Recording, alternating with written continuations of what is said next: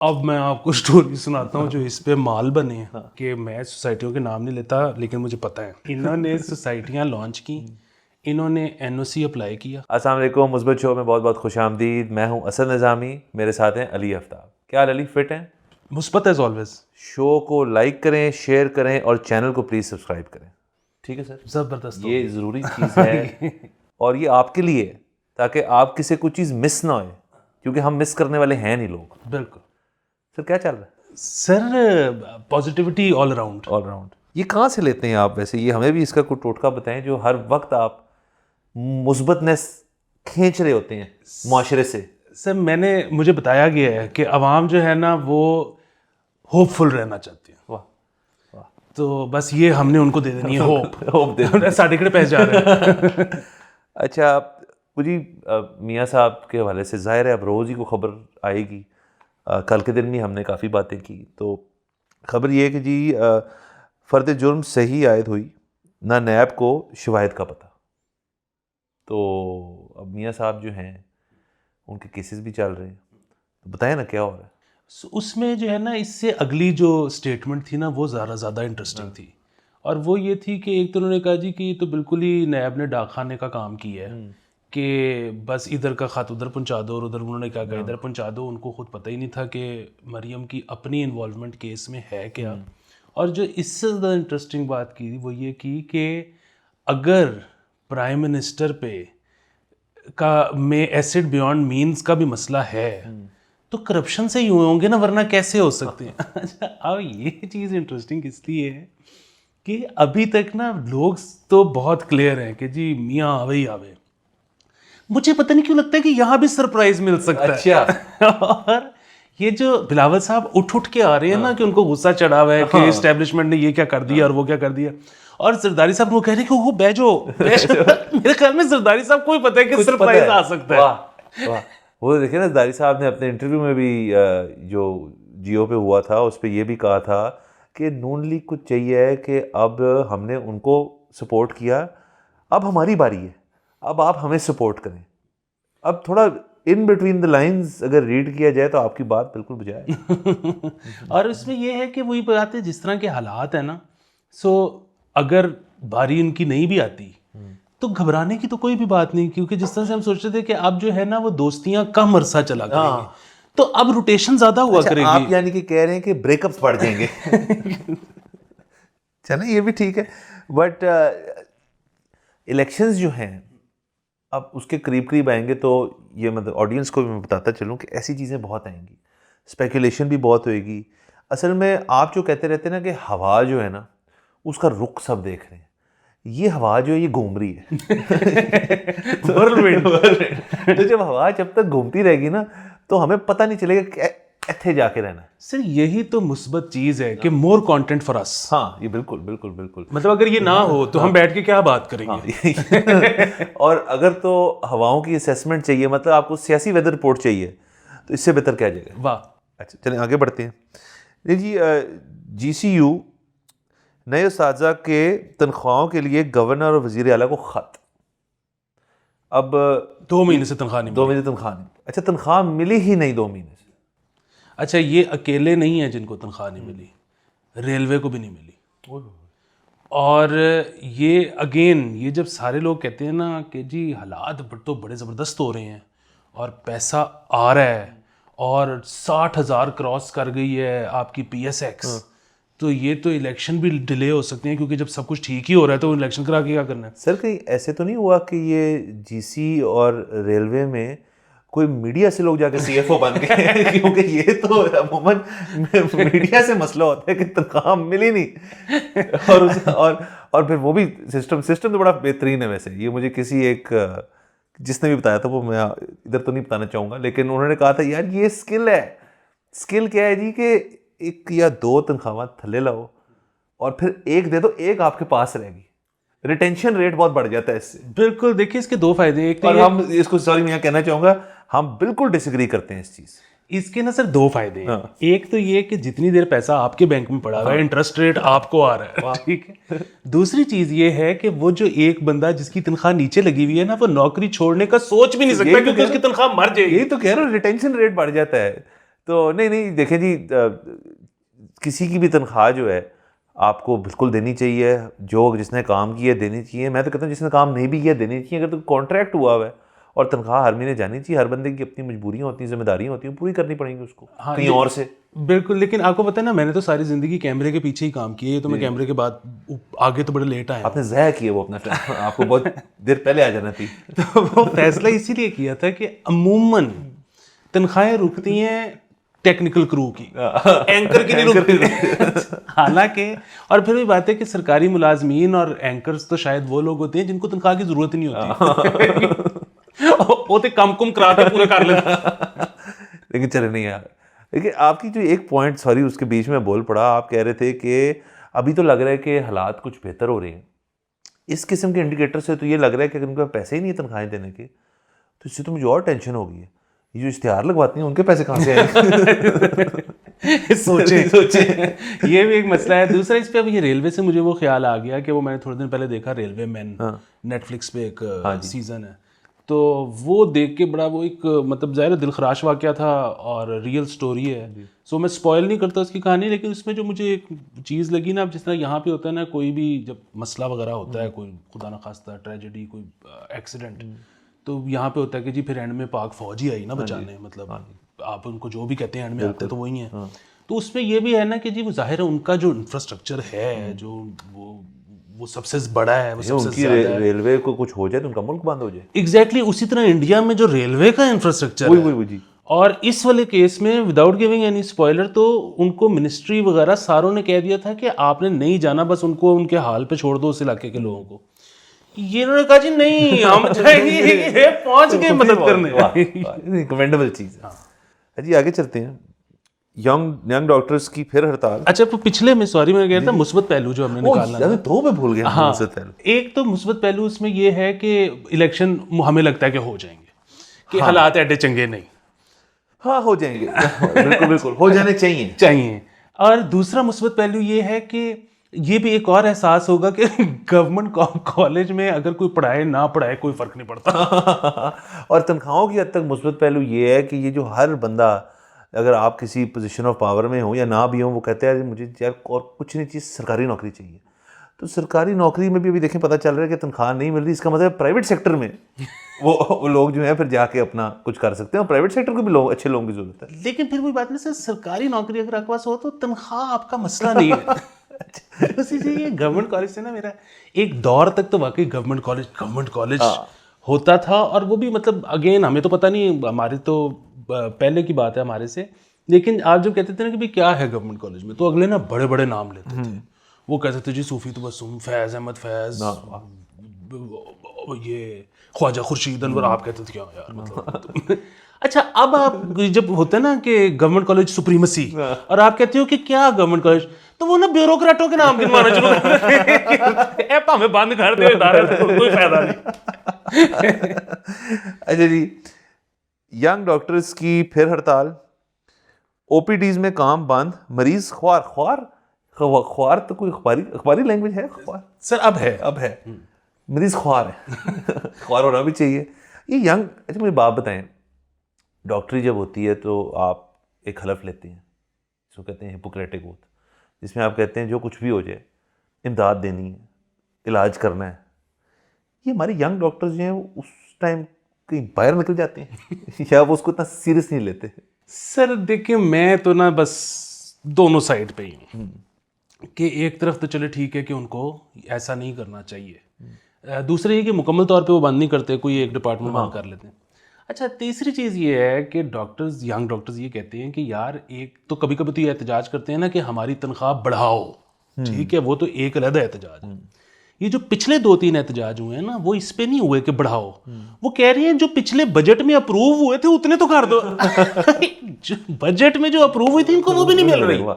अच्छा, ये तीसरा इदारा है जहाँ पे मसला पैदा हुआ है तनख्वाहों का। एग्जैक्टली। अच्छा, और लेकिन ये जो पर्टिकुलर एहतजाज है ये तनख्वाहों पे हुआ ही नहीं। अच्छा, ये कोई डॉक्टर कत्ल हुआ है मेरे ख्याल में मुल्तान में, उसका अभी तक बंदे नहीं पकड़े गए, और हालांकि इन्होंने कहा जी वो नामजद हैं लेकिन उनको पकड़ा नहीं जा रहा, और ये वो उसके चक्कर में इन्होंने बंद की है। और फिर वो एक चीज़ देखें ये जो यंग डॉक्टर्स आपने इतना सुनना शुरू कर दिया है कि यंग डॉक्टर ने ये कर दिया, इन्होंने वहाँ एहतजाज कर दिया, वहाँ रैली कर दी, इनको इसका मतलब पता लग गया कि इनकी एक पावर है। हाँ। अच्छा, इनकी एक पावर जो है इकट्ठ में है, इन्होंने इसलिए एसोसिएशन बना ली। ये अब ये क्या कर रहे हैं, ये सियासत ही कर रहे हैं, ठीक है। और बेसिकली ये जितने ए पोलिटिकल लोग हैं ना, उनको मैं यही पैगाम देना चाहता हूँ कि आप सियासत में इंटरेस्ट नहीं भी लेते तो सियासत आप में इंटरेस्ट लेती है। और इधर अगर आपने गुजारा करना है इस जगह पे तो उसमें आपको और पॉलिटिकल होना पड़ेगा और आपको इसी तरह अपनी जो है ना एसोसिएशंस और यूनियनाइज करना पड़ेगा ना। देखें आप वकला कम्युनिटी को देख लें, वो हालांकि यूनियनाइज शायद वो बहुत देर से हैं, उनको अपनी ताकत का एहसास जो है वो बाद में हुआ है। आयरनी सिर्फ ये कि एक गलत काम शुरू किया कि वकला कम्युनिटी ने अस्पतालों को ये अटैक करना शुरू किया, वो ज़रा आगे चले गए थे। बट वकला कम्युनिटी के जो हैं बार एसोसिएशंस और वो जो बाकी चीज़ें, वो वाईडीए से ज़्यादा ताकत रखते हैं। वो तो जाहिर है ज़्यादा ताकत रखते हैं क्योंकि उनके जो वकला हैं वो डॉक्टर्स के मुकाबले में बेंच प्रेस ज़्यादा लगाते हैं। क्योंकि एक सर चीज़ बड़ी वाज़ेह है, वो ये है कि अगर कोई आपको थ्रेट दे ना कि मैं तुम्हें कोर्ट में ले जाऊंगा, तो वो कोई सीरियस थ्रेट नहीं है, इसका मतलब वो बंदा सीरियस ही नहीं है, ठीक है।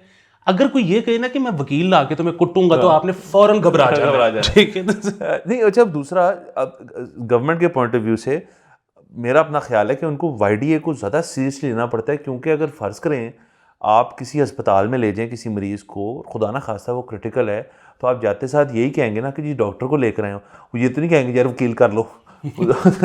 तो शोबा टू शोबा डॉक्टरी बहरहाल एक ज़्यादा ज़रूरी शोबा है जिसके अंदर आपको लाइफ एंड डेथ का मसला है। ये बिल्कुल है। और इसमें मतलब वकील तो बिल्कुल यूजलेस चीज़ है, लेकिन अगर ये तजियाकार ले जाए ना, तजियाकार सब कुछ कर लेता है।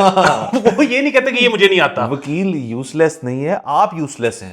देखिए जी, वो क्या कहते हैं जी कि वकील कभी केस नहीं हारता, क्लाइंट हारता है। नहीं, मैं अल्लाह माफ करे वकील को यूजलेस नहीं कहता, मैं कहता कि अगर किसी की तबीयत खराब है तो उसमें वकील कुछ नहीं कर सकता। नहीं, शायद कोई दर्द दे के वो कुछ ना कुछ कर से, कुछ पता नहीं है, वकील कम्युनिटी कुछ भी कर सकती है। अच्छा जी, आगे कोई शक नहीं है। और ये जो है ना, इसमें मुस्बत पहलू यही है कि मेरे ख्याल में सबको समझ में आ रही है, स्टूडेंट पॉलिटिक्स भी बहाल होनी चाहिए, हर तरह की पॉलिटिक्स बहाल होनी चाहिए।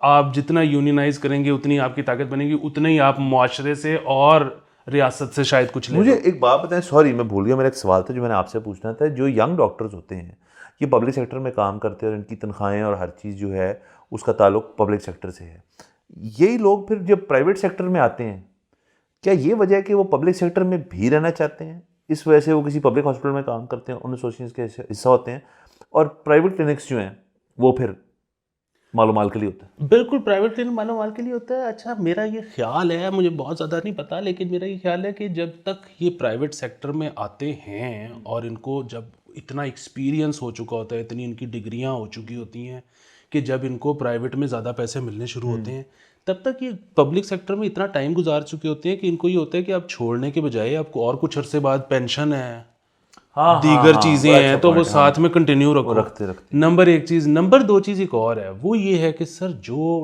डॉक्टर का हाथ सीधा होता है ना पब्लिक में, क्योंकि जितना वॉल्यूम पे है ना, एग्जैक्टली। और प्राइवेट में तो मतलब जाहिर है मैं नाम नहीं लूँगा, लेकिन हमने ऐसी चीज़ें भी सुनी हैं कि अस्पताल ऐसे भी हैं बहुत बिगड़ा हुआ केस लेते ही नहीं, क्योंकि उससे अस्पताल की जो रेशो है वो ख़राब होती है।